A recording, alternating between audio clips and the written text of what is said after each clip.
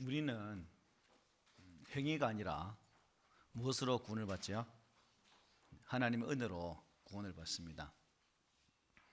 그러나 은혜로 구원을 받는다고 해서 우리가 행위로 아무렇게나 살아라는 뜻은 아니죠.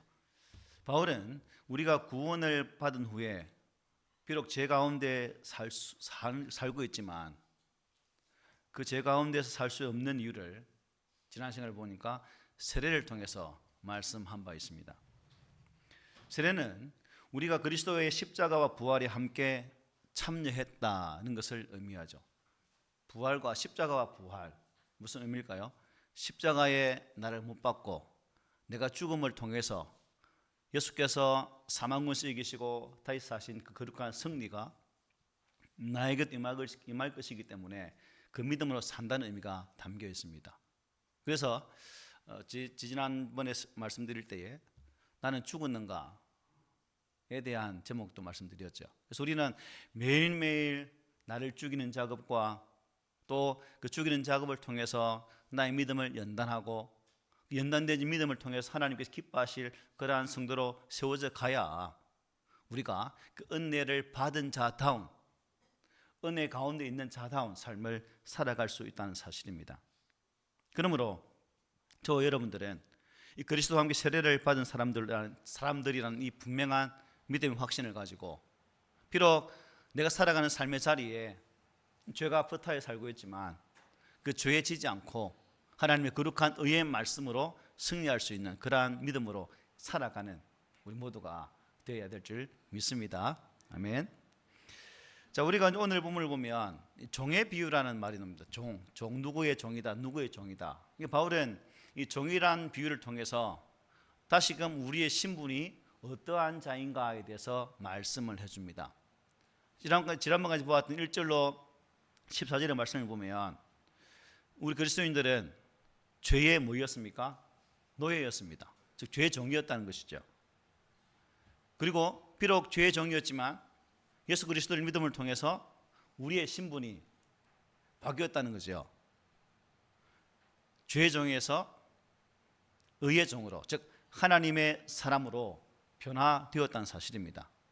그래서 이제는 더 이상 그 죄가 강력한 욕망을 통해서 우리 믿음의 사람들을 더 이상 지배할 수 없다는 거예요. 만약 우리가 내 삶의 자리에서 믿음으로 살려고 애쓰지만 순간순간마다 죄의 강력한 그 요구에 따라 그 죄의 순응에 산다면 나는 제대로 언제나 믿음의 삶을 살고 있지 않다라고 보아도 무방할 것 같습니다. 너무 과한 말씀인가요? 그렇다는 거죠. 성경 말씀에 의하면. 그래서 우리는 예수 안에서 더 이상 그 죄에게 굴복당할 이유가 없고 또다시 죄에게 들어가서 죄의 종으로 살아갈 이유가 없고 항상 하나님의 거룩한 진리의 말씀 앞에 서서 그 말씀이 이끄는 즉 주님의 거룩한 진리의 종으로 사는 것이 우리 믿음의 사람들의 본분이다 하는 사실입니다. 신앙인, 그리스도인, 예수 믿는 사람 그 이름에 합당한 삶을 살기 위해서는 결국 나에게 새 생명을 주신 예수 그리스도를 온전히 의지하고 우리의 옛 본성, 즉 우리의 옛 사람은 철저하게 거부하는 그 삶이 우리에게 요구된다는 사실입니다. 그러므로 저와 여러분들은 이 분명한 하나님의 거룩한 진리의 말씀이 가르치는 대로 나의 옛 사람, 나의 과거, 죄되었던 본성은 더 이상 가까이 하지 말고 나에게 새로운 생명을 주신 예수 그리스도 안에서 바른 믿음의 삶을 살아가기 위해 수고하고 애쓰는 그 모습이 우리 가운데 있기를 소망합니다. 이제 오늘 본문을 통해서 보면 바울은 그의 주의를, 그의 시선을 죄의 본성에서부터 죄의 행동으로, 즉 죄의 근원에서부터 죄의 열매를 보고 있다는 거죠. 즉 무슨 의미냐? 믿음의 사람이 하나님의 거룩한 진리의 말씀 앞에 서서 살아갈 때는 내 삶 속에는 더 이상 무슨 열매가 의의 열매가 맺을지언정 죄의 열매가 맺혀서는 안 된다는 말씀을 우리에게 주고 있습니다. 6장 처음 몇 구절에서 바울은 은혜를 더하게 하려고 주에게 거하겠느냐라고 질문했죠. 그리고 그의 확고한 대답은 무엇이었습니까? 그럴 수 없다는 것이었습니다. 그럴 수 없다. 바울은 6장의 후반부에서도 비슷한 질문을 다시 제기해 주고 있습니다. 여기 이 질문도 역시 칭의가 오직 믿음으로 말미암아 온다는 바울의 그 교훈에 대한, 쉽게 말하면 진리를 호도하는 자들, 바른 진리를 따르지 아니하고 하나님의 거룩한 진리를 폄하하려고 하는 자들의 질문에 대한 답이라고 볼 수가 있죠. 15절 이렇게 말씀하죠. 그런즉 어찌하리요? 우리가 법 아래에 있지 아니하고 은혜 아래에 있으니 죄를 지으리요? 어떻게? 죄를 짓겠느냐라고 말하면서 그럴 수 없다라고 아주 단호하게 대답을 주고 있습니다. 하나님의 은혜로 말미암아 구원받은 존재가 구원받지 아니한 것처럼 생활한다면 이 또한 어리석은 자의 삶이다 하는 것입니다. 다시 말하면 우리의 옛 사람을 돼지우리에 비유한다면 그 더럽고 추한 우리 속으로 다시 들어가는 어리석은 자가 되어진다는 사실입니다.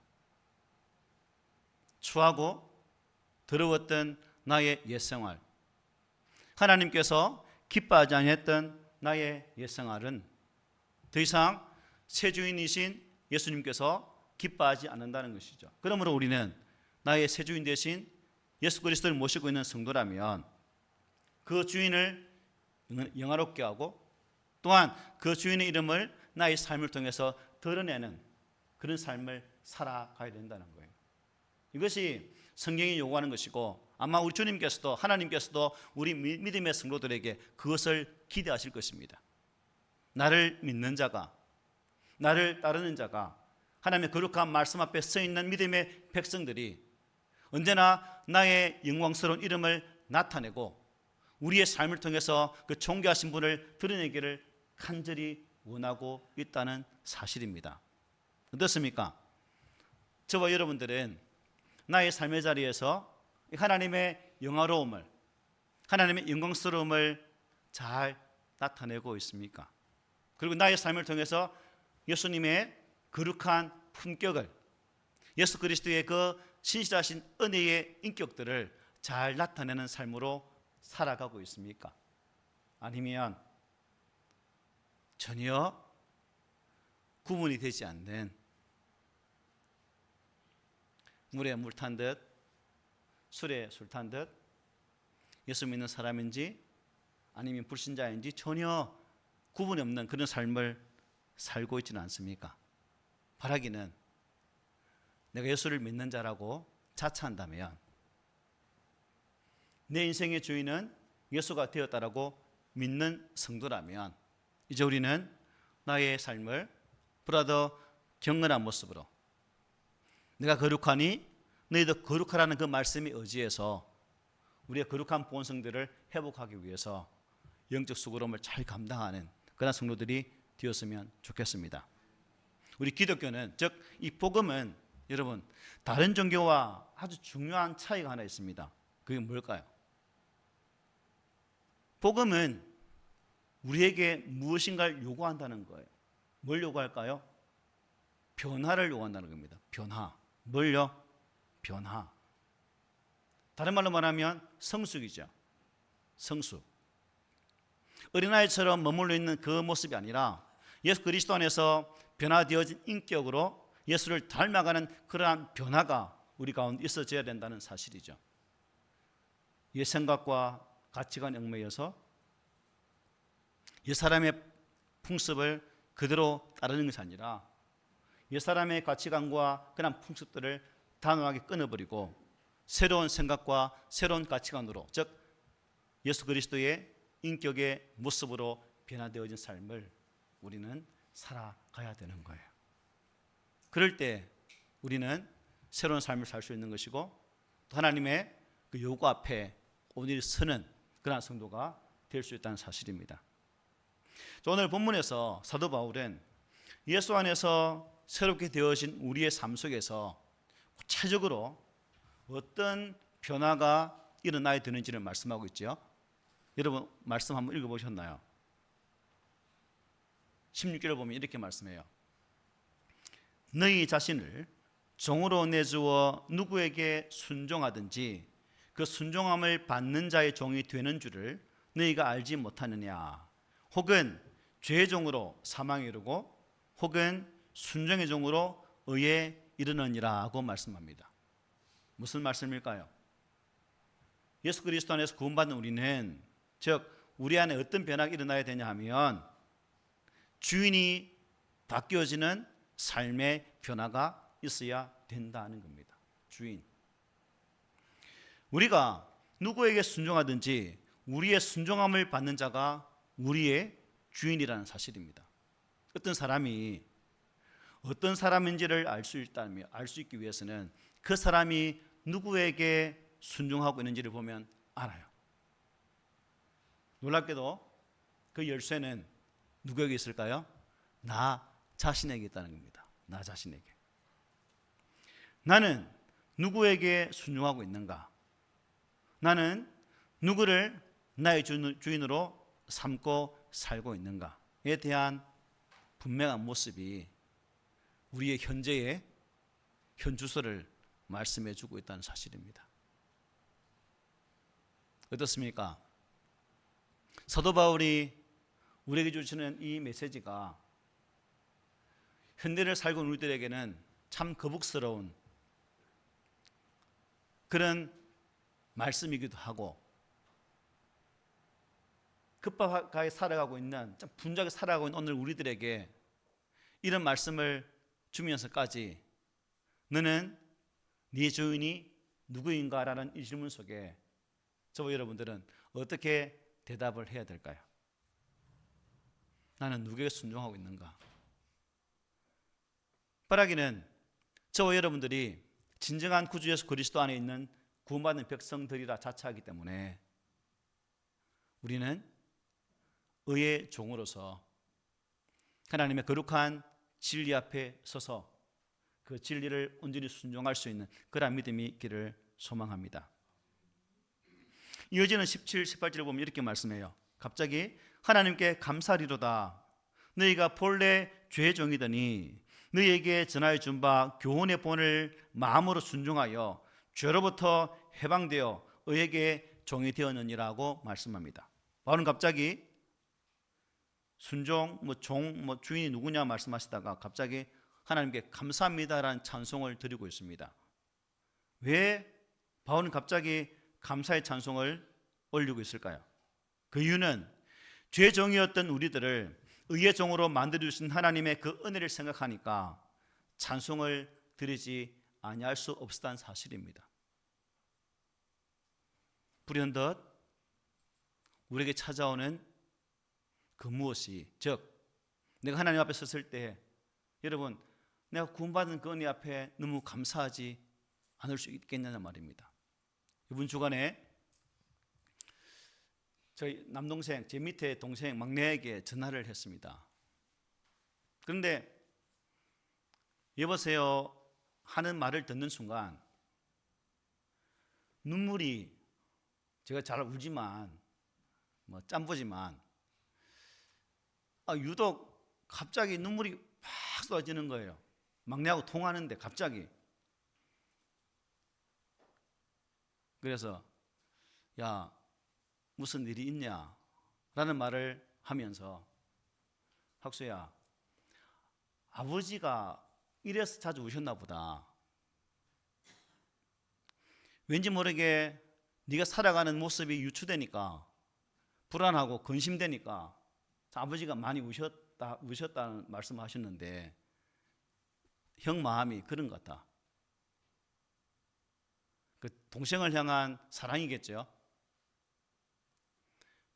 왜 제가 이 말씀하냐면 우리가 하나님 앞에 구원받은 자로서 하나님의 구원 은혜를 생각하며 살아갈 때 잠잠히 하나님께서 왜 나를 사랑하셨는가를 묵상하며 나아갈 때 그 은혜의 그 놀라움의 사랑이 내 가슴을 칠 때 과연 나는 어떻게 반응할 것인가라고 묻는다면 우리가 무덤덤함으로 아무 생각 없이 하나님의 사랑이 이것이구나라고 말한다면 참 우리의 신앙의 가치가 참 볼품이 없다라고 저는 생각합니다.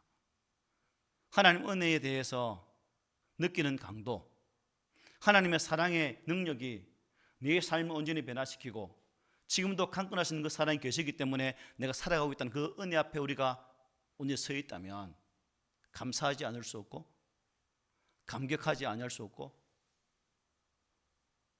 눈물 없는 고백을 어찌 드릴 수 있겠습니까? 바울은 이 로마서를 쓰면서, 여러분 이 로마서는 누구에게 주는 거예요? 로마 교인들이죠. 그리고 오늘날 우리들입니다. 원래 그들은 죄종이었습니다. 우리도 마찬가지죠. 그들은 원래 사단을 따르는 죄종으로 살던 사람들이었습니다. 나도 마찬가지입니다. 이로 인해서 그들은, 로마 교인들은 하나님께로부터 버림을 받고 영원한 저주를 받아야 했습니다. 저도 여러분도 그렇습니다. 그러나 우리들은 복음을 듣고 교훈의 본을 마음으로 순종했다라고 말씀하죠. 마음으로 순종. 복음의 교훈의 본, 교훈의 틀이죠. 그 틀대로, 그 틀에 짜 맞추어져 살기로 마음에 다짐했다는 의미입니다. 하나님의 거룩한 진리의 틀 속에 들어가서 그 진리가 이끄시는 대로 나는 살겠습니다라고 순종한 자가 예수 믿는 자, 바로 로마에서 바울의 편지를 받는 성도들이라는 사실입니다. 어떻게 저 여러분들은 기본적인 복음의 교리, 즉 하나님의 거룩한 진리의 그 교리의 틀이 내 인생의 틀로서 그 진리가 이끄신 대로 살려고 애쓰고 있는지요? 어떻습니까? 교훈의 본을 순종했다. 복음을 듣고 믿었고 복음의 원리를 따라 살겠습니다라는 고백이 담겨 있는 부분이죠. 저도 여러분도 예수 믿는 자 맞죠? 네. 당연한 질문을 왜 내가 항상 할까요? 당연한 질문인데 이 당연한 질문 앞에 대답을 하지 못할 때가 참 많이 있으니까 아주 어처구니 없는 질문을 제가 자주 하게 됩니다. 사도들은 예수님께로부터 이 교훈의 본을 받았고 그것을 사람들에게 전해 주었습니다. 그리고 로마 교인들은 그 사도의 진리의 교훈들을 받아들였습니다. 오늘날 우리 또한 기록되어진 하나님의 거룩한 말씀을 내 삶의 교훈으로 받고 그 교훈의 틀에 순종하여 살겠노라 다짐하며 예수 앞에 서 있는 성도가 되었다는 사실입니다. 그리고 이 로마 교회 성도들을 보면 복음을 어떻게 해요? 순종했다고 말씀하고 있습니까? 진심으로 믿고 순종했다는 거예요. 그리고 죄에서 해방되어 의의 종이 되었다라고 바울은 선포합니다. 그들은 십자가를 통해서 죄의 지배에서 벗어났고 부활을 통해서 하나님을 따르는 백성이 되었습니다. 우리도 마찬가지죠. 그들은 흑암의 권세에서 벗어나 빛의 자녀가 되었습니다. 우리도 마찬가지입니다.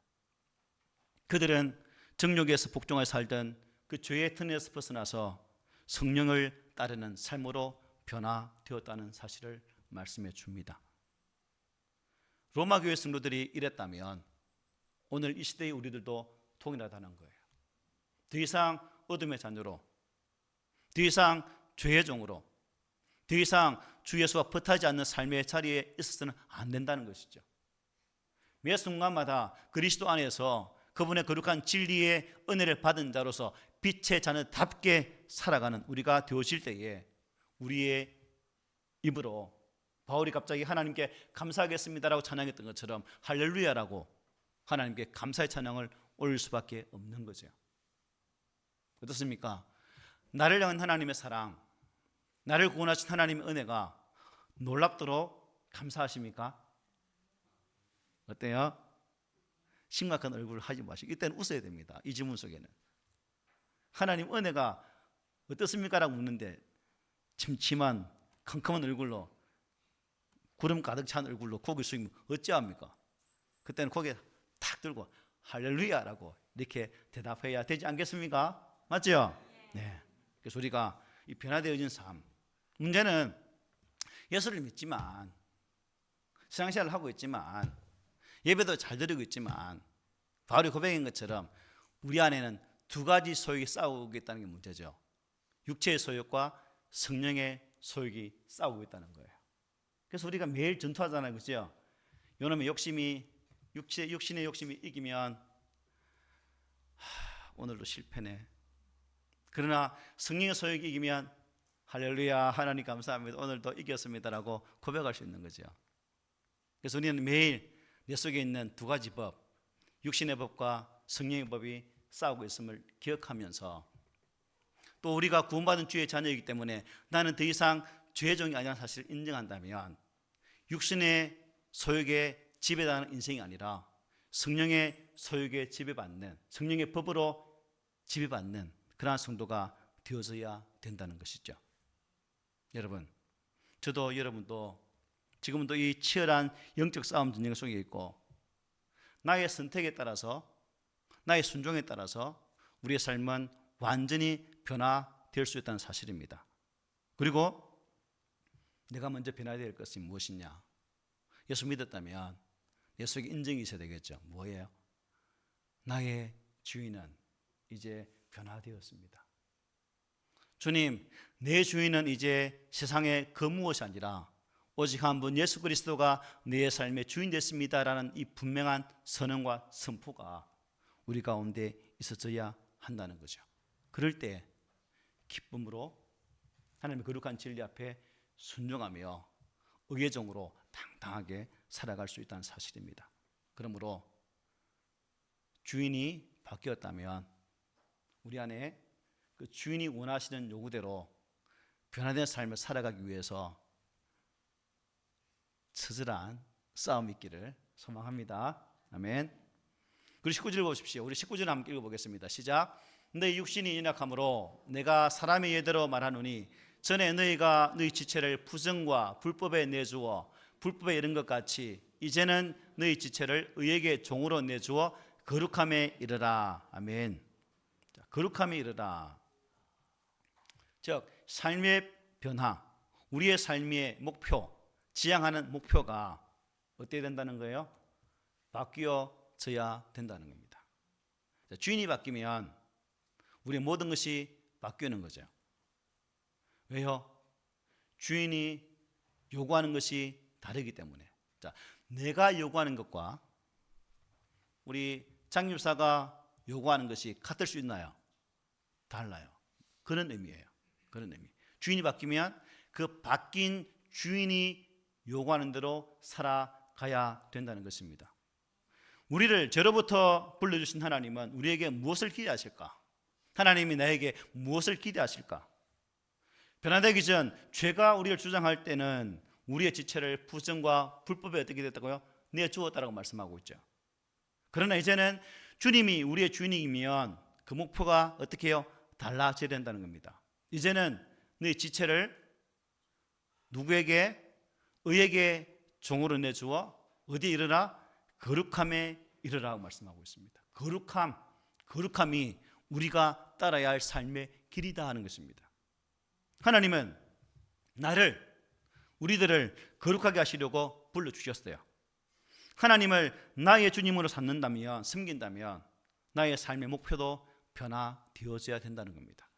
전에는 육체의 소욕을 만족시키고 육신의 정욕과 안목의 정욕과 이생의 사랑의 삶을 만족시키는 것이 내 삶의 전부였다면 이제는 어떻게 해요?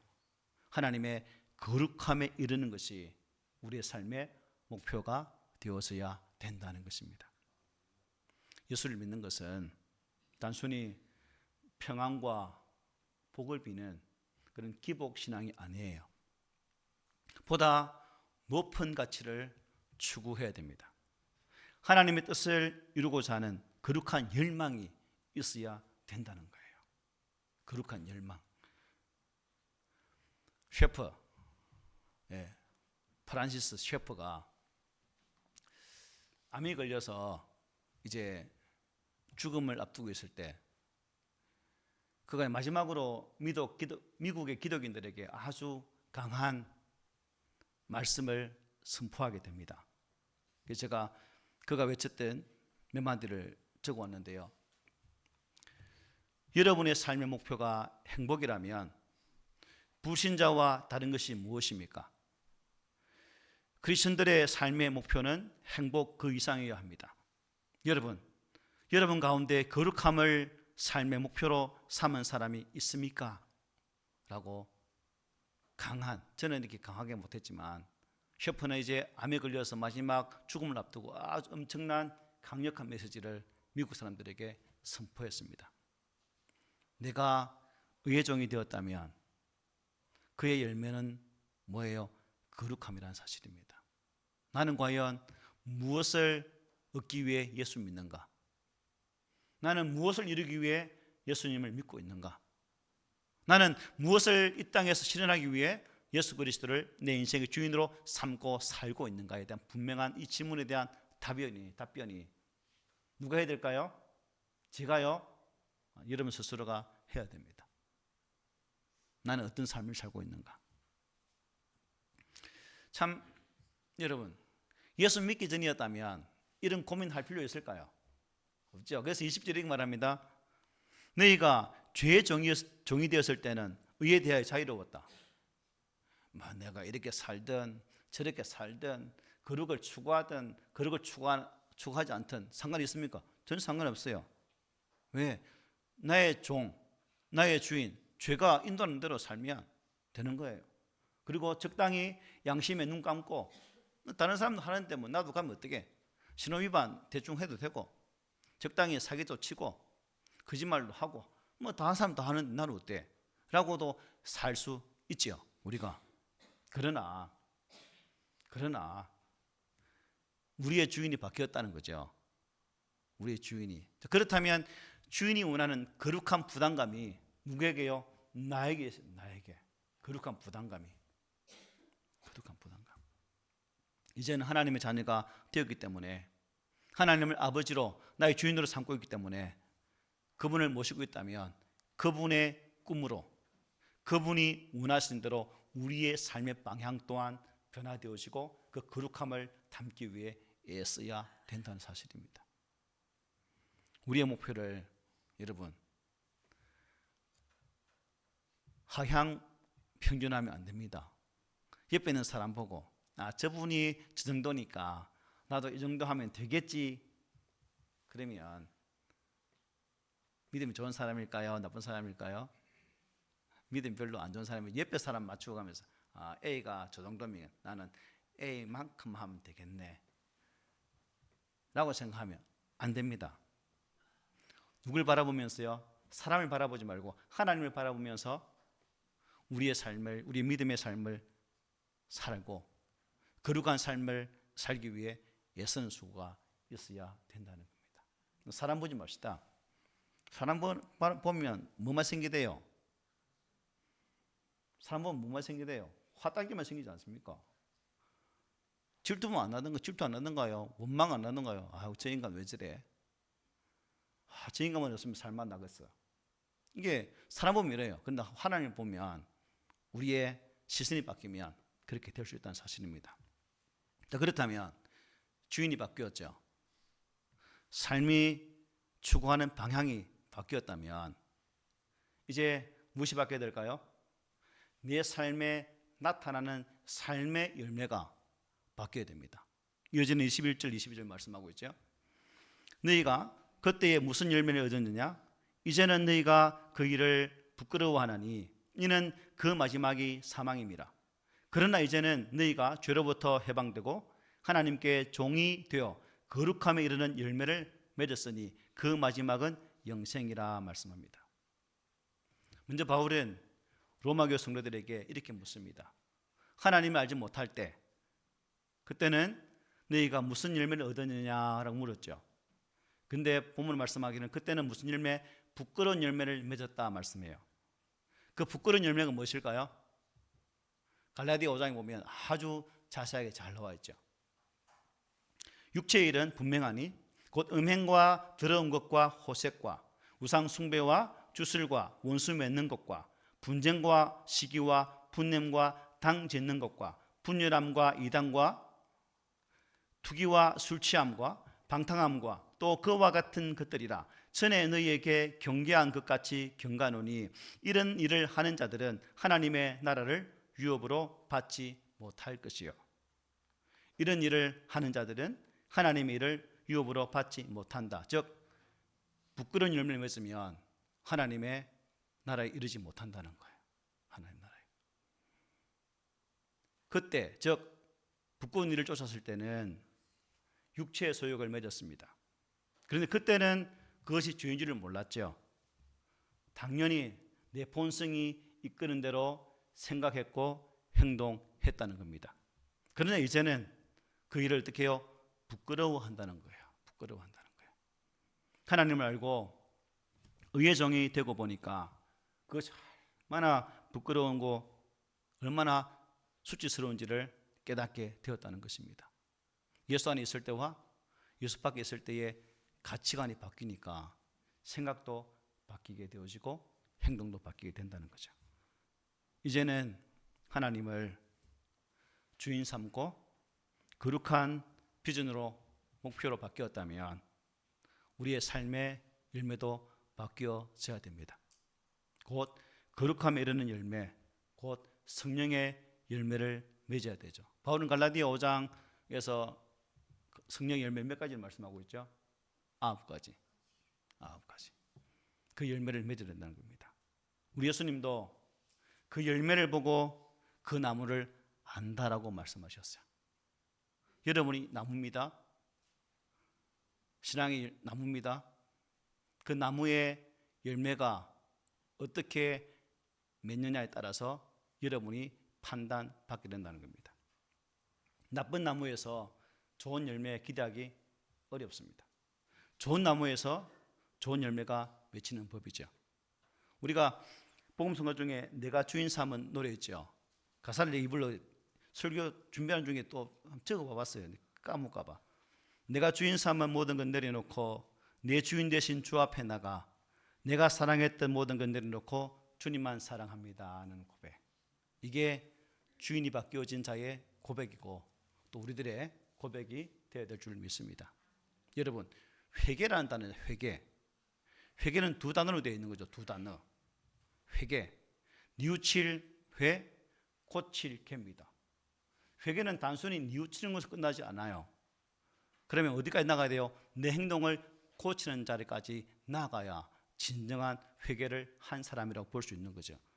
그러므로 우리는 또 나의 삶은 하나님 잘못했습니다라는 그 선에서 그치지 말고 이제 구체적인 삶의 변화가 일어나서 좋은 열매를 맺기까지 수고하는 그 수고가 우리 가운데 있기를 소망합니다.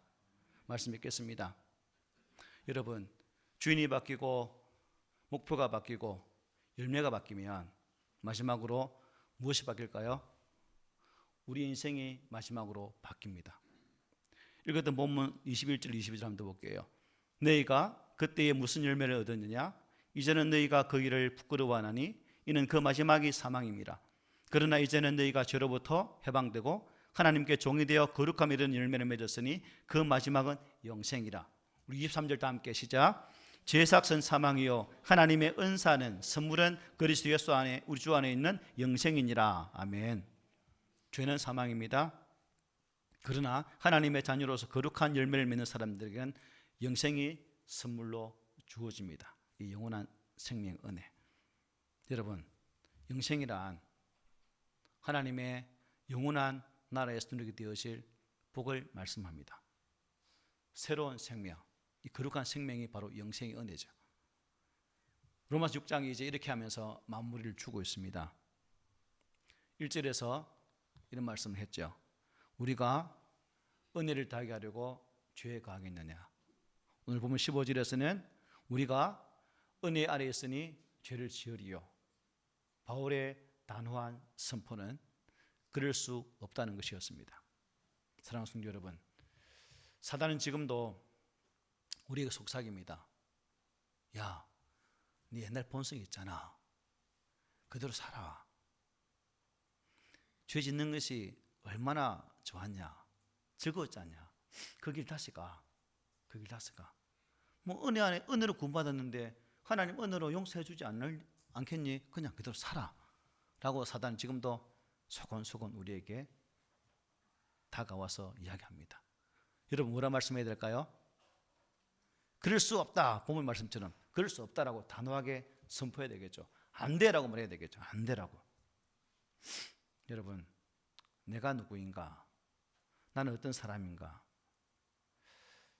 이 질문을 한번 해보지 않겠습니까? 다시 읽어봅시다. 시작. 네가 누군지 모르니? 야, 네가 누구냐? 너의 핵심과 세례가 무엇을 의미하는지 모르냐? 야, 네가 회개하고 세례받는데 야, 그것이 네 인생에 무엇을 의미하냐? 너는 그리스도의 죽으심과 부활 안에서 그분과 연합되었다는 사실을 모르냐? 예수와 연합되었잖아. 그런데 왜 그렇게 살아? 너는 내가 누구인지 모르니? 라고 이렇게 한번 질문했으면 좋겠습니다. 내가 누구인가? 세례받고 회심한 이후에 나는 누구인가? 1972년 5월 28일 왕에 쫓겨난 에드워드 8세가 윈즈공이 파리의 세상을 떠나게 됩니다. 그날 저녁 한 텔레비전 프로그램에서 그의 삶에 일어난 주요 사건들을 다큐멘터리 형식으로 짧게 이렇게 상영을 이루어지게 됩니다. 거기에서 그는 자신의 유년기 생활, 짧았던 통치, 그리고 왕위에서 물러난 사건에 대한 질문들을 받고 이렇게 대답합니다. 참 웨일즈의 왕자였던 소년기를 회상하면서 말씀하죠. 나의 아버지, 즉 조지 5세는 음한 규율가였다. 때때로 내가 무슨 잘못을 하면 그분은 이렇게 말하면서 나를 타이르곤 했다. 얘야, 너는 언제나 네가 누구인지를 기억해야 한다. 얘야, 너는 언제나 네가 누구인지를 기억해야 한다. 확신하건대 하늘에 계시는 우리 아버지도 날마다 나에게 같은 말을 하실 겁니다. 한번 읽어볼까요? 얘야, 자기를 가시 되겠죠? 얘야, 너는 언제나 네가 누구인지를 기억해야 한다. 여러분, 여러분이 누구인지를 기억하십시오. 그리고 나의 주인이 바뀌었다는 사실, 또한 나의 삶을 통해 거룩한 목표를 지향하고 거룩한 열매를 맺기까지 수고하는 그 삶으로 변화되어졌다는 이 사실 앞에 우리 모든 성도가 감사하면서 나는 누구일까? 나는 누구의 종일까? 이 질문 속에 우리의 신앙이 더욱더 단단해지기를 오늘 말씀으로 부탁을 드립니다. 아멘.